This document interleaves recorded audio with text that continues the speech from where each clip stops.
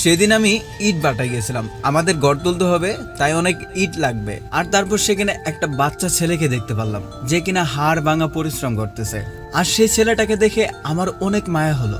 একটা ছোট্ট ছেলে কিভাবে এত হাড় ভাঙা পরিশ্রম করতে পারে, তাও আবার ইট বাটার মতো এরকম জায়গাতে। আর তারপর সেই ছেলেটার সাথে কথা হওয়ার পর বুঝতে পারলাম সেই ছেলেটা যা কিছু করতেছে সবকিছু একটা গেমের জন্য। একটা ছেলে একটা গেমকে কতটা ভালোবাসলে এরকম কাজ করতে পারে। আর আপনারা যদি এই ছেলের পুরো ঘটনাটা শুনেন তাহলে আপনারাও কিছু সময়ের জন্য অবাক হয়ে যাবেন।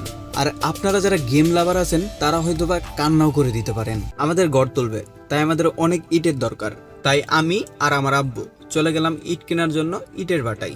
আর ইটের বাটায় যাওয়ার পর আমরা ঘুরে ঘুরে দেখতেছিলাম কোন ইটগুলো সব থেকে ভালো।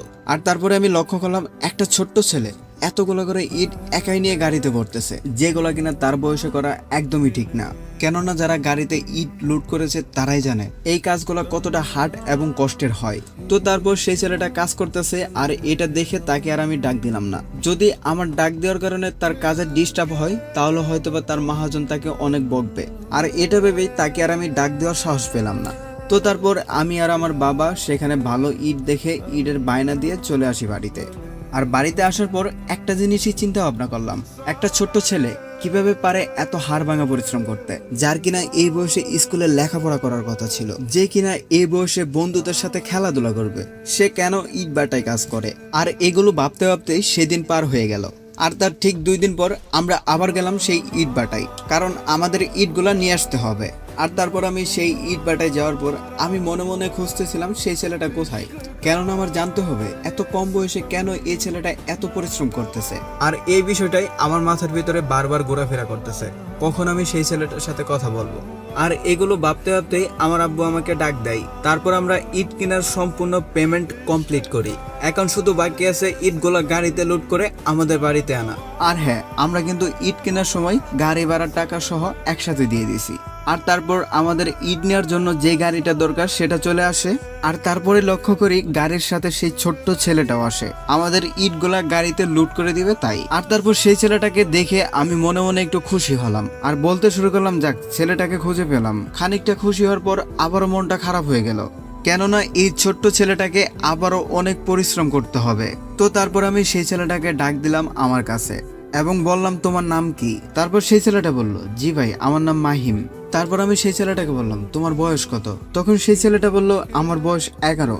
তারপর আমি বললাম 11 বছর বয়সে তুমি এই কাজ করতেছো কেন, তুমি স্কুলে যেতে পারো না? তখন সেই ছেলেটা বলল ভাই আমি স্কুলে যাই, তো এখন আমাদের স্কুল বন্ধ দিছে। তো তারপর আমি সেই ছেলেটাকে বললাম তোমার বাড়িতে কে কে আছে। তো তারপর আমি সেই ছেলেটাকে জিজ্ঞেস করলাম তোমাদের বাড়িতে কে কে আছে।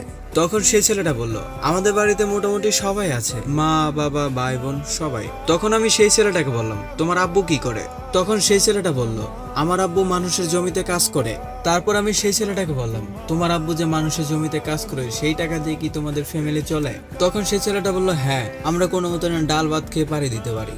আর তারপরে আমি লক্ষ্য করলাম সেই ছেলেটার গায়ে ছিঁড়া কাপড় চোপড়। তারপর আমি আর জিজ্ঞাসা করলাম না তোমার গায়ে ছেঁড়া কাপড় কেন, কেননা আমি খুব ভালো করে বুঝতে পারছি সে কেন ছিঁড়া কাপড় পরে আছে। আর তারপর হঠাৎ করে আমার বন্ধু আমার ফোনে কল দেয়, আর তারপর বলতেছে গেমে ঢুকছিলে আজকে, দেখ কোবরা ওয়ান্ডিল আবার ব্যাগ দিয়ে দিছে।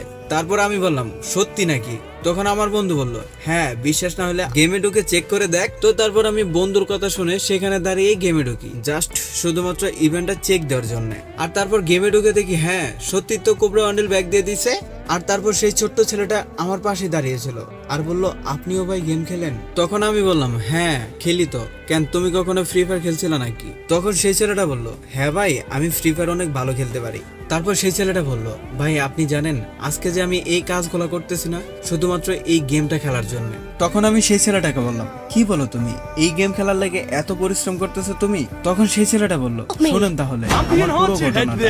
আমার বাবাই মানুষের বাসায় কাজ করে, সেই কাজ করে যে টাকা পায় তা দিয়ে আমাদের কোনো মতো টেনে টুনে দিন চলে যায়। তো তারপর আমার আব্বাই একদিন কাজে গেছিল, আর এরপর একটানা পর 20 দিন পর আমাদের বাড়িতে আসে, কেননা এই কয়দিন অন্য এলাকায় গিয়ে ধান লাগাইছে।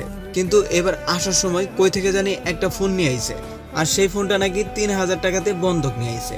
আমার আব্বাই তো ফোন বেশি একটা চালাইতে পারতো না, মূর্খ মানুষ, লেখাপড়া করে নাই, তাই মোবাইল সম্পর্কে বেশি একটা জানে না, তাই ফোন বেশিরভাগ সময় বাড়িতেই রাইখে দিত। আর তারপর হঠাৎ করে একদিন আমার একটা ফুফাতো ভাই এসে আমাদের বাড়িতে বেড়াইতে, আর আমার ফুফাতো ভাই ফ্রি ফায়ার খেলতো। আর সেদিনও আমাদের বাড়িতে এসে ফ্রি ফায়ার গেমটা খেলতেছিল। আর তারপর সেই গেমটা খেলা দেখে আমার অনেক ভালো লাগে। আর তারপর আমি ফুফাতো ভাইকে বলি, আমার একটু গেমটা খেলতে দিবা? তখন আমার ফুফাতো ভাই বলল, না না, তুমি এই গেম খেলতে পারবে না, উল্টা আমারে মাইনাস খাওয়াইবা। তখন আমি ফুফাতো ভাইরে বললাম, আমাদের ঘরে একটা ফোন আছে, আমি কি ওইটা দিয়ে খেলতে পারবো? তো তারপর আমার ফুফাতো ভাই বলল, কই নিয়ে আসো তো দেখি। তো তারপর আমি সেই ফোনটা নিয়ে আসি, যেটা কিনা আমার আব্বু বন্ধক রাখছিল। তারপর আমার হাতের ফোনটা দেখে বলল, হ্যাঁ এটা দিয়ে খেলা যাবে। আর তারপরে আমার ফুফাতো ভাই তার ফোনে থেকে হটস্পট দিয়ে আমাকে গেমটা ডাউনলোড করে দেয়। আমি সেদিন আমার জীবনে সর্বপ্রথম ফ্রি ফায়ার গেমটা খেলছিলাম। সেদিন আমি গেমের ভিতরে একটা এনিমিও মারতে পারি নাই, কিন্তু আমি গেম খেলে অনেক মজা পেয়েছিলাম। আর তারপরে থেকে আস্তে আস্তে আমি সেই ফোনে গেম খেলা শুরু করে দেই। আর এরপরে থেকে আস্তে আস্তে এনিমিকেও মারতে পারি, গেম খেলতে ভালো লাগে। আমি কিন্তু রেগুলার স্কুলে যাই ভাই, আমি কিন্তু স্কুল মিস দিয়ে গেম খেলি না।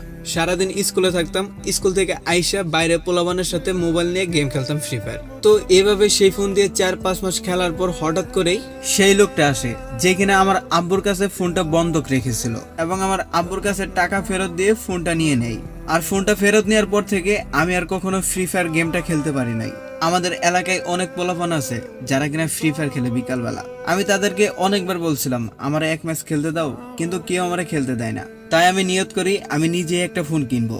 আর তারপরে আমাকে স্কুলে যাওয়ার জন্য যে টাকাগুলো দিত টিফিন খাওয়ার জন্য, আমি সেই টাকাগুলো না খেয়ে জমিয়ে রেখেছি। আর তারপরে হঠাৎ করে আমি এদিক দিয়ে একদিন যাচ্ছিলাম, হঠাৎ করে একটা লোক আমাকে বলল, বাবা আমার গাড়িতে কটা ইট তুলে দাও, আমি তোমার কিছু টাকা দিব নি, কিছু কিনে খেয়েও। তো তারপর আমি সেই লোকটার কথা শুনে দীর্ঘ 2 ঘন্টা ইট ভরে দেই তার গাড়িতে।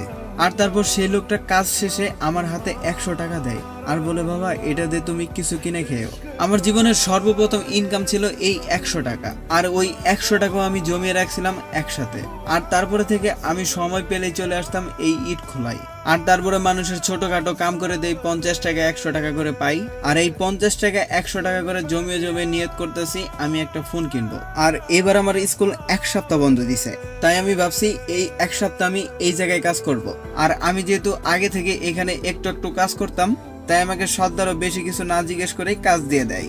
আর এগুলো শোনার পর আমি তো কিছু সময়ের জন্য অবাক হয়ে গেলাম, কি বলে ছেলেটা, একটা গেম খেলার জন্য এত কষ্ট করতে পারে ছেলে?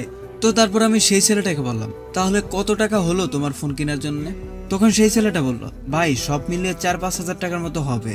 তখন আমি সেই ছেলেটাকে বললাম, বাহ অনেক টাকা ম্যানেজ করে ফেলছো। তারপর আমি বললাম, এই টাকা ম্যানেজ করতে তোমার কতদিন সময় লাগছে?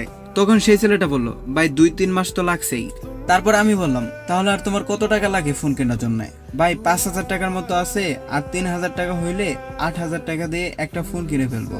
তখন আমি সেই ছেলেটাকে বললাম, তোমার বাকি 3,000 টাকা ম্যানেজ করতে কতদিন সময় লাগবে? তখন সেই ছেলেটা বলল, ভাই যদি স্কুল খুলে দেয় তাহলে 1-1.5 মাস তো সময় লাগবেই। তো তারপর সেই ছেলেটাকে আমি বললাম, ধরো তোমার 3,000 টাকা একদিনে ম্যানেজ হয়ে গেল, তাহলে এখন তুমি কি করবো বলো? তখন সেই ছেলেটা বলল, ভাই আমি খুশিতে নাচিমো।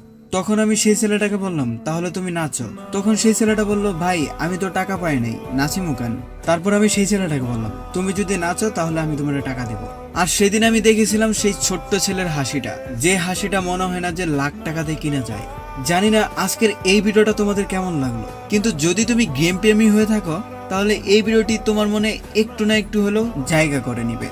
আর কে কে তোমরা এই অবধি ভিডিওটা দেখেছো অবশ্যই কমেন্ট বক্সে লিখে যাবে OPP, তাহলে আমি বুঝতে পারবো তোমরা এই পর্যন্ত ভিডিওটি